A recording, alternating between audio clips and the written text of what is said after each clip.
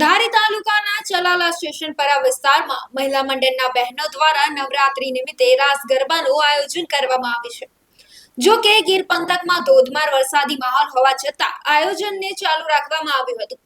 આ મહિલા મંડળનો મુખ્ય હેતુ લોક સંસ્કૃતિ જાળવણી રહે તે માટે પ્રાચીન ગરબાનું આયોજન કરવાનું છે.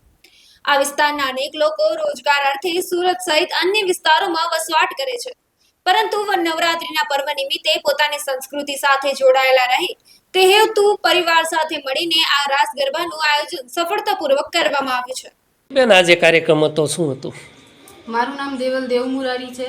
અમે ચલાલા ગામ મુકામે ધારી તાલુકામાં ખૂબ જ વરસાદ હોવાથી આજરોજ માતાજીની ગરબીનું આયોજન થઈ શકેલ ન હોવાથી અમે લોકોએ ઘરમેળે જ બધા ઘરઘરનાઓને મળી લે અને રાસનું આયોજન કરેલ છે. તથા અમારા ઘરે કાલે અમારા કુળદેવી માતાજી હિંગળાજ અને માતા કાળકાના નિવેદ યજ્ઞ હોવાથી અમે માતાજીને આજ રોજ અમારા ઘરમેળે આમંત્રણ આપેલ હોય તથા અમારી ઘરની આ પરંપરા રહી છે કે અમે દર વર્ષે અમારા ઘરમેળે જ રાસનું આયોજન કરીને લોક સંસ્કૃતિને આગળ વધારવા માટે તત્પર છીએ. બેન, પવિત્ર નવરાત્રિ ચાલી રહી છે. આજે આયોજન ખાસ થયું નથી. આપનું નામ અને પરિચય આપજો અને કયા પ્રકારનું આયોજન હતું? જી, મારું નામ વિશ્વા દેવમુરારી છે. હાલ અમે સુરત મુકામે રહીએ છીએ, પરંતુ અમારા મોટા પપ્પાને એ લોકો અહીંયા રહીએ છે ચલાલા, એટલે અમે હવન માટે સ્પેશિયલી આવેલા હતા. કાલે અમારા ઘરે હવન છે, પરંતુ આજે સાતમ હતી અને અમારો એવો કોઈ ઈરાદો નહીં હતો કે વરસાદ આવશે.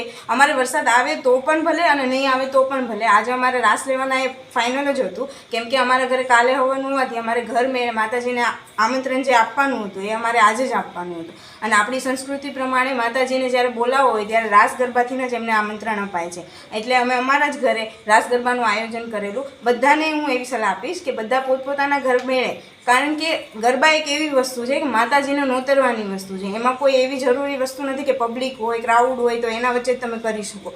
તમે જ્યારે તમારા ઘરના વચ્ચે કરો છો ત્યારે બહુ જ ખૂબ જ મજા આવે છે. અમે દર વર્ષે આયોજન કરીએ છીએ અને અમારી એવી ઈચ્છા છે કે અમે દર વર્ષે આવું આયોજન કરતા જ રહીએ અને બસ મજા કરીએ.